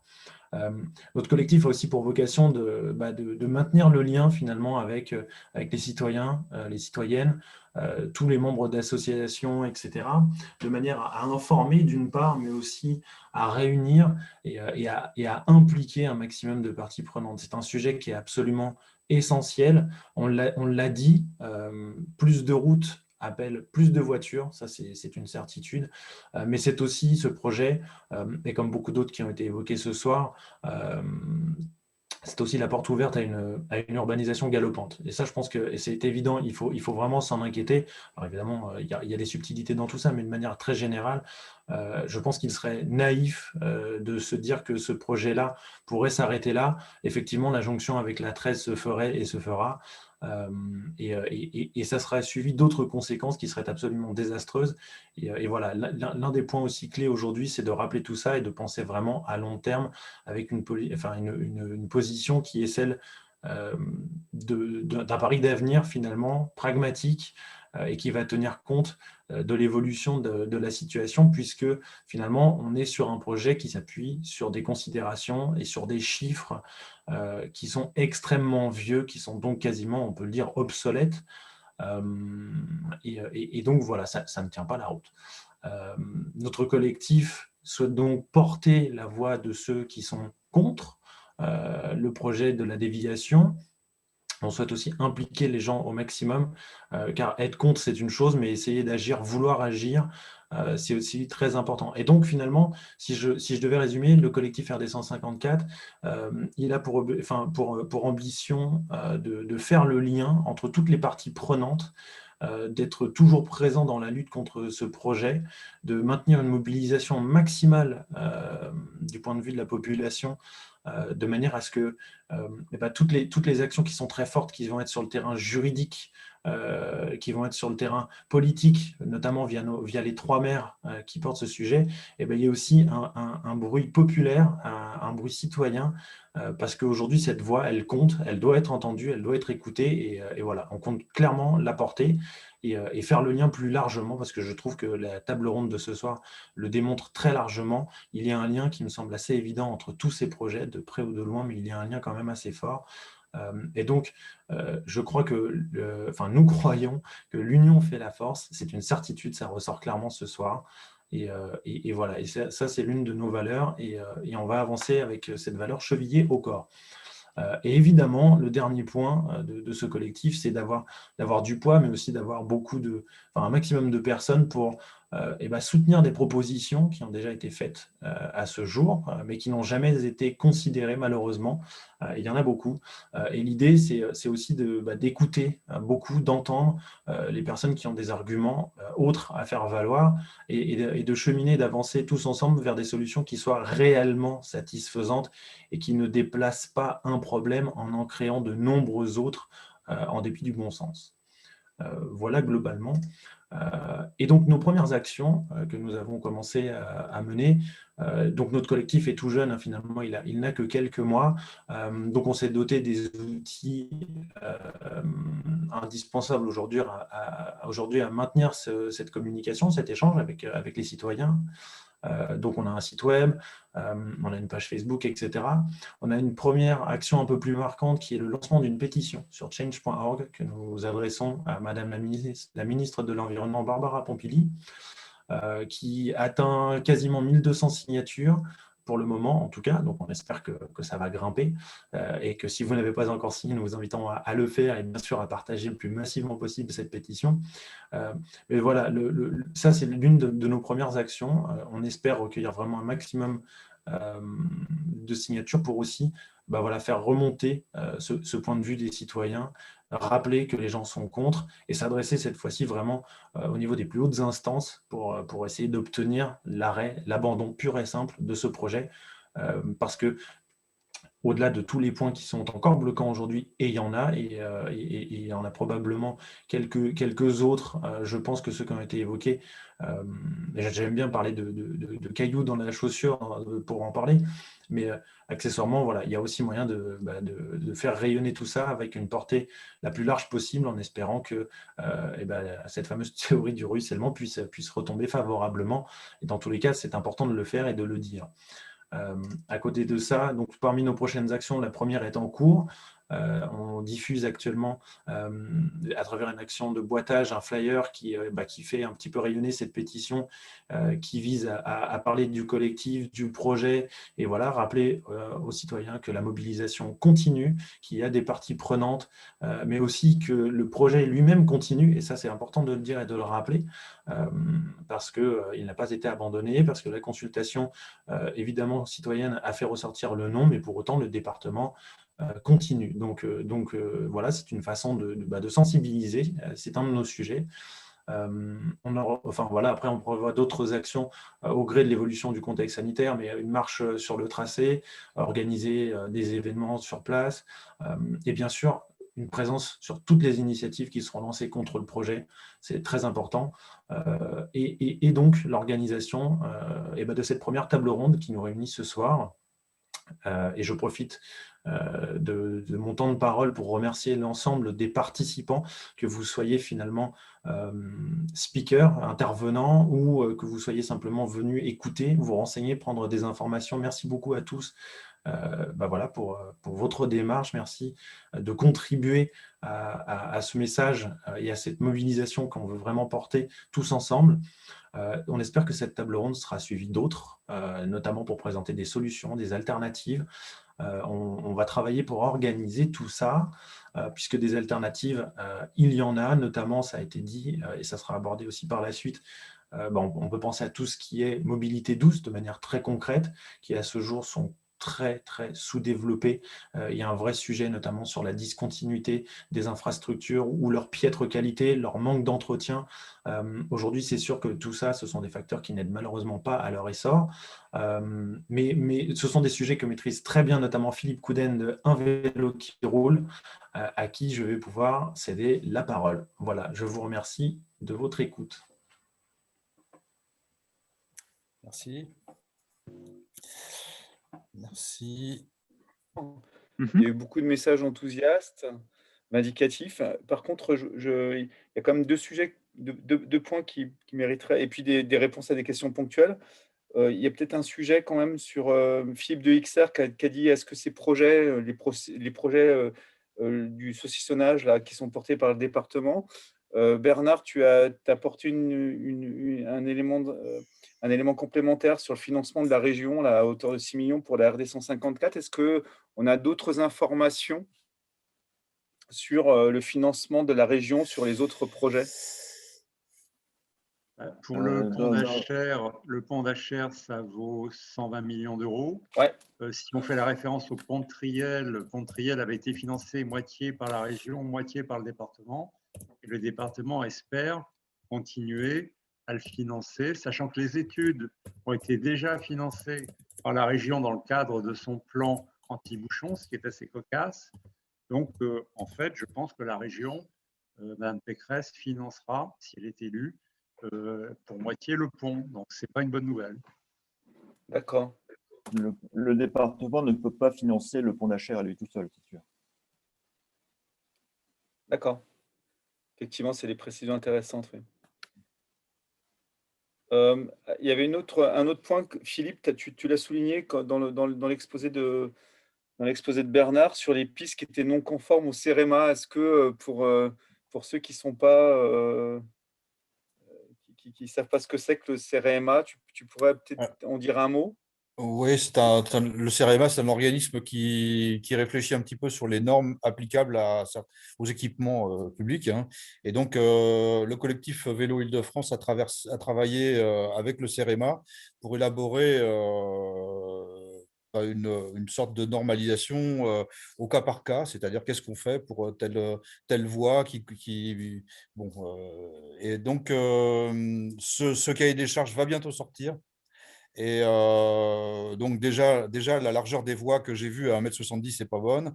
Même la double sens cyclable à 3,50 m, si ma mémoire est bonne, est insuffisante déjà. Et le passage, les routes à grand passage nécessitent une voie séparée pour les cyclistes. Ça, le CEREMA l'a déjà dit. Donc, le CEREMA, organisme de certification, que vous pouvez trouver sur Internet assez facilement. Il y a tout un répertoire de documentation, de normalisation. Bon, c'est ce qui codifie un petit peu les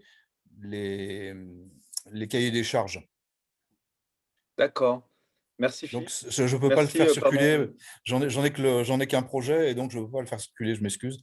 Mais bon, si quelqu'un veut vraiment approcher le sujet, il peut regarder le guide des aménagements de Paris-Ancel, qui est téléchargeable sur le site de Paris-Ancel. Là, il est très complet et très bien fait. D'accord. Sinon, au niveau des questions, je crois qu'il y a Philippe de Ixter qui voulait poser une question. Ouais, donc c'est pour préciser par rapport à tout à l'heure. Tous ces projets-là, ils sont portés essentiellement par… Moi, je débarque un peu là sur ces sujets. Enfin, je connaissais de loin, mais ils sont portés par le département essentiellement ou c'est là. Il y a également Pécresse ou c'est essentiellement Bédier en fait. C'est plutôt Bédier, non? Notamment pour le pont de la Chaire, pour la départementale en Verneuil. C'est Bédier, effectivement, mais encore une fois, Bédier tout seul. C'est-à-dire le pont d'Achères, 120 et quelques millions d'euros, c'est en fait l'équivalent du budget annuel d'entretien des routes. Alors déjà, on dit que les routes du département ne sont pas bien entretenues, donc il a tout intérêt, effectivement, à amener la région à financer.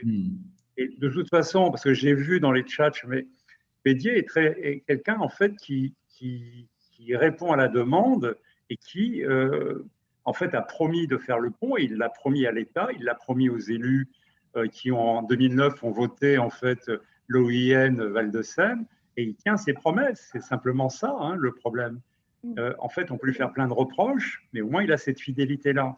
Le seul problème, en fait, de ces projets, et de son bilan peut-être aussi, c'est qu'il est extrêmement négatif. C'est-à-dire qu'en fait, ce projet n'abolira rien, dépense beaucoup d'argent. Effectivement, par rapport à l'intérêt privé, ce qu'il nous avait dit à nous, habitants de l'île, qu'on défendait nos intérêts privés, est assez cocasse de sa part, compte tenu de ces problématiques de corruption, où il a été condamné 3 fois quand même pour ces sujets. Mais malgré tout, c'est quelqu'un qui a dit, c'est pour ça que les préfets et l'État suivent ce garçon, parce qu'il fait ce qu'il dit, et il dit ce qu'il fait. Moi, je fais une réponse directe, il s'appuie sur des trucs de 2009, le contexte a changé. Enfin, on n'est plus dans le contexte 2009. On est dans un contexte changement climatique, l'effondrement des écosystèmes, etc. On n'est plus du tout, on voit bien la loi climat, quoi. La loi climat, c'est une aberration, mais ce qui était dans la CCC, ça n'a rien à voir. C'est zéro artificialisation. Enfin, le contexte a complètement changé. Donc, effectivement, il a fait des promesses, mais qui datent d'il y a 10 ans, mais qui sont complètement, qui sont plus du tout dans le contexte, quoi. Donc c'est. Non, je suis absolument. Non, mais attends, loin de moi l'idée de défendre Pierre Bédier, qui est un ennemi quasi personnel. Donc, ce que je dis simplement, c'est que globalement, si vous voulez, il s'appuie en fait sur d'abord cette légitimité qui va aussi chercher des autres élus. Alors, sur le cas de l'OIN, il y a l'État aussi qui est derrière. Donc, en fait, tout le monde, en fait, profite des Yvelines qui a priori un budget assez conséquent en termes de département, mais c'est quelqu'un qui est complètement ingérable, puisqu'il se rapproche du 92, on ne lui a pas demandé. Il a insisté pour qu'on ait la plus grande communauté urbaine de France, la seule d'ailleurs, c'est lui qui l'a voulu. En fait, il essaie de tirer toutes les ficelles de ce quartier, enfin des Yvelines, parce qu'il considère que c'est à lui.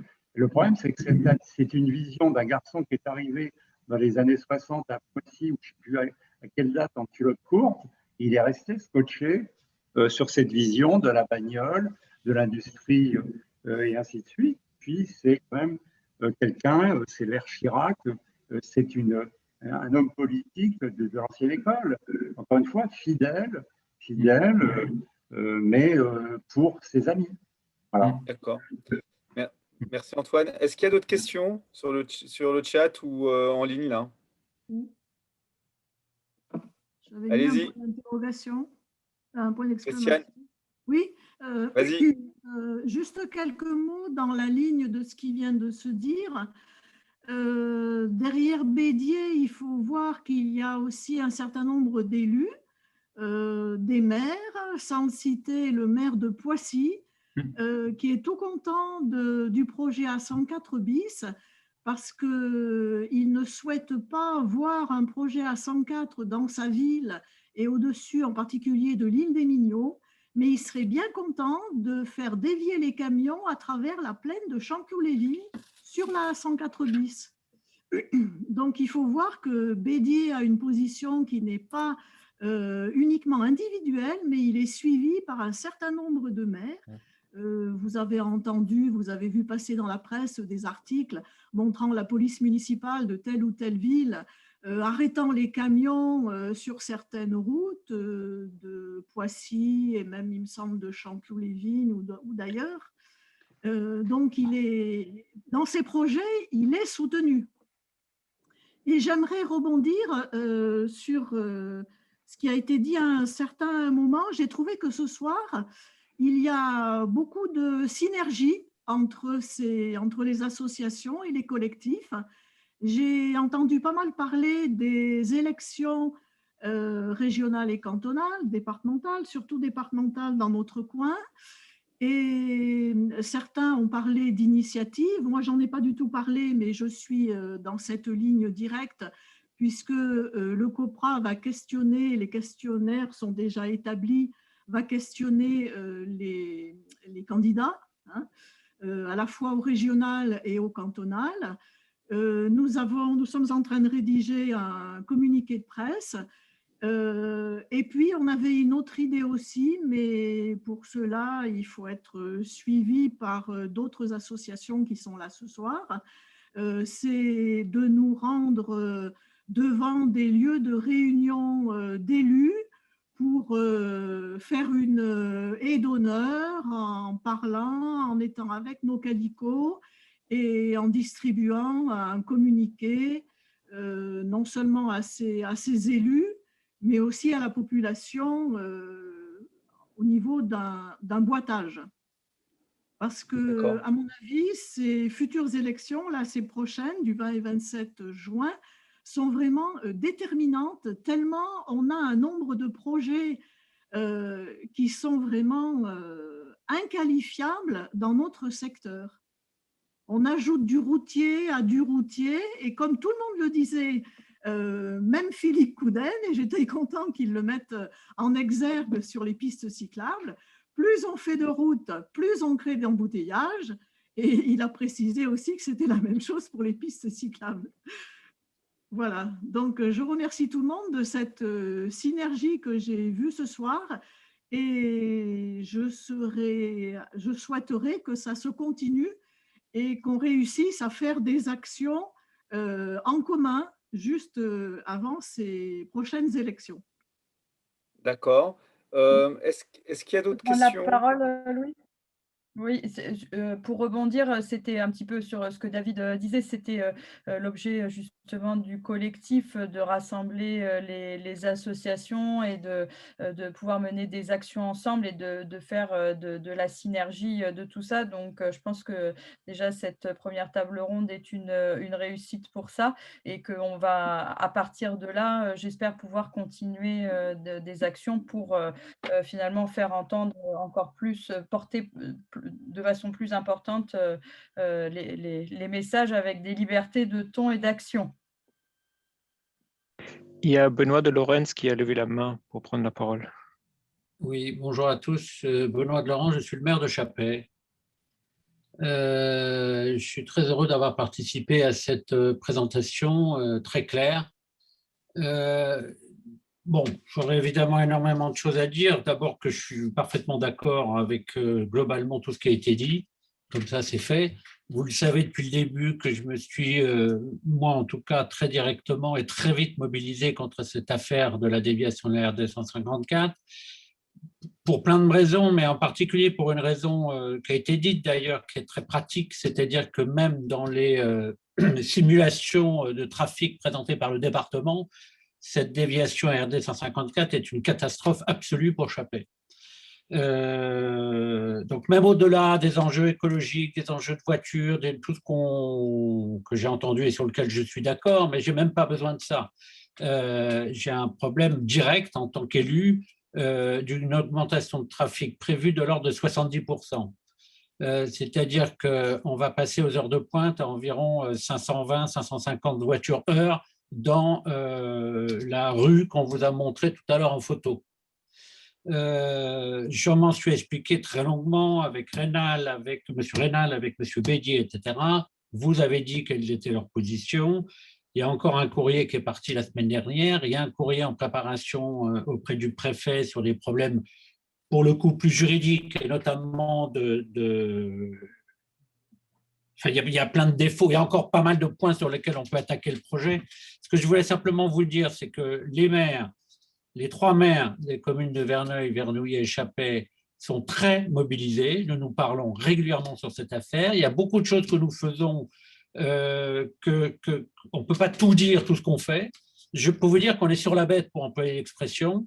Moi-même, j'ai rendez-vous avec tous les candidats sur le canton, au départemental, et notamment avec la paire de la majorité sortante, c'est-à-dire qui représente la liste de M. Bédier, c'est-à-dire Marc Hertz et Cécile Popescu, que je vois la semaine prochaine. Ils ont tous entendu parler du pays. Je peux vous dire que le sujet, même chez GPSO, on en parle. Je ne sais pas si ça va faire céder M. Rénal et M. Bédier, je n'en sais rien. Ils sont dans un entêtement, mais quelqu'un l'a très bien dit, et il se pose sur sa propre promesse de dire « moi j'ai dit qu'on ferait les choses, et puis si on tenait compte tout le temps de la population, on ne pourra jamais rien faire ». Il faut savoir quand même, et il le dit, c'est que ce projet a été porté par M. Tautou, donc il a été porté par la ville de Verneuil.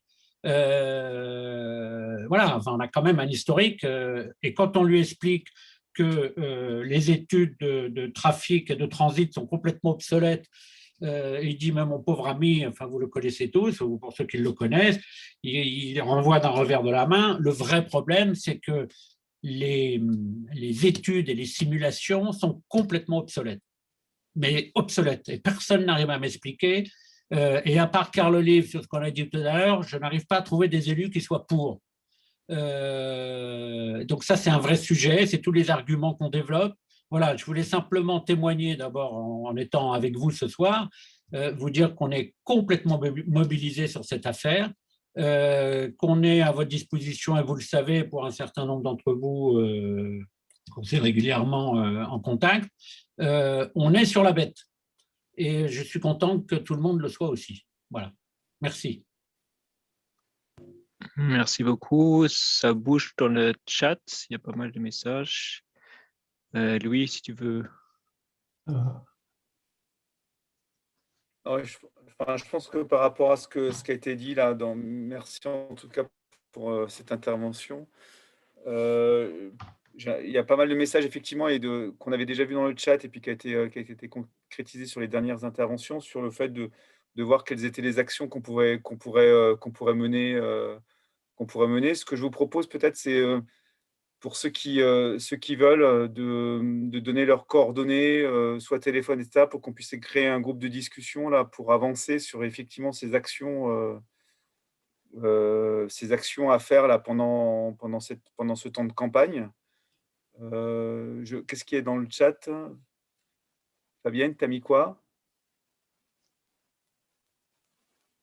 J'ai tout mis, donc j'ai mis notre email, le site internet, la boucle Telegram de chat, et on pourra du coup continuer à développer après les outils de mutualisation et de communication pour ceux qui le souhaitent. Bah, écoute, très bien. Donc, Fabienne, on fait comme ça parce qu'effectivement, on n'avait pas prévu, mais c'est très bien. Donc, si vous voulez effectivement continuer à se mobiliser, en particulier dans cette période d'action, de période électorale et de fédérer, bah, on peut créer un groupe d'action. Et si vous voulez bien donner vos coordonnées, vous manifestez sur l'adresse mail du collectif RD 154, ce serait bien. Comme ça, on pourrait poursuivre et réfléchir à des actions communes. Finalement, on est, plus on fait malheureusement plus de bruit. Je voudrais rajouter un petit point. Oui. Je me permets. Jean-Pierre. Je voudrais pour dire aussi ce qu'a dit Monsieur le maire. En fait, plus on parle d'un projet, même au sein des services de l'État, mieux c'est.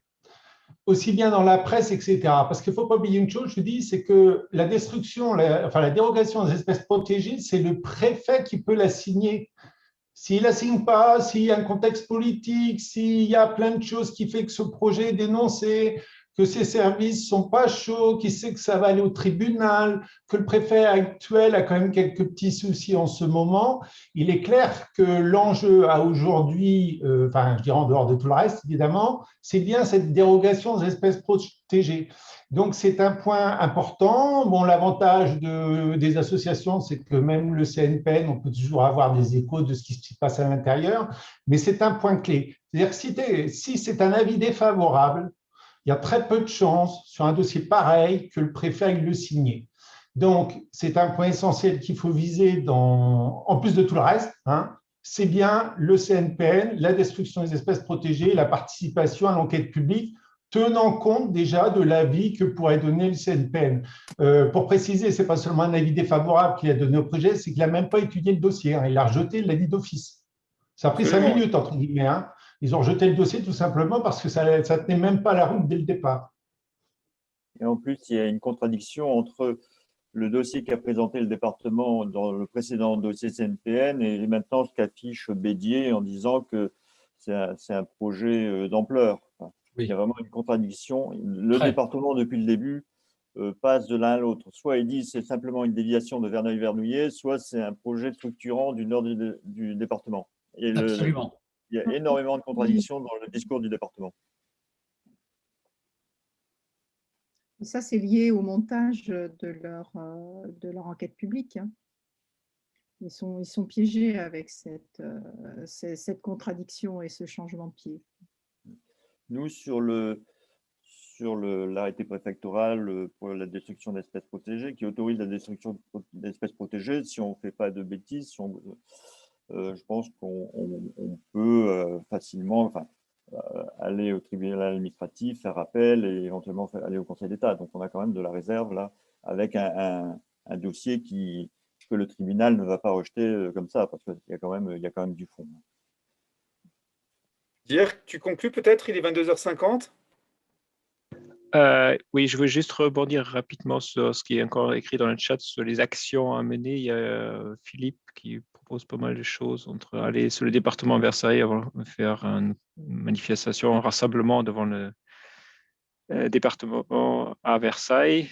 Donc ça, par exemple, ça peut être quelque chose où on peut se fédérer ou organiser quelque chose, effectivement.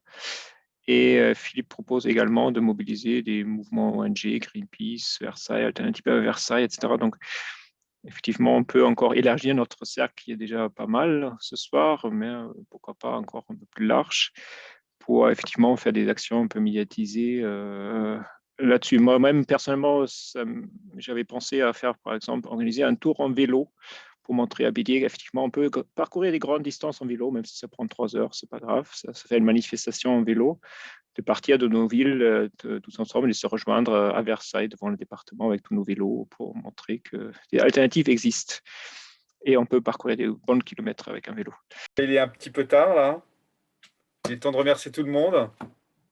Juste remercier tout le monde, effectivement, à vous tous, à 45 qui est encore présent. Et je voudrais quand même qu'on remercie tous Dirk d'avoir organisé cette table ronde. Je trouve qu'il a assuré, il faut le dire, l'organisation est millimétrée, il n'y a eu aucune fausse note. Donc bravo à Dirk, bravo à toi.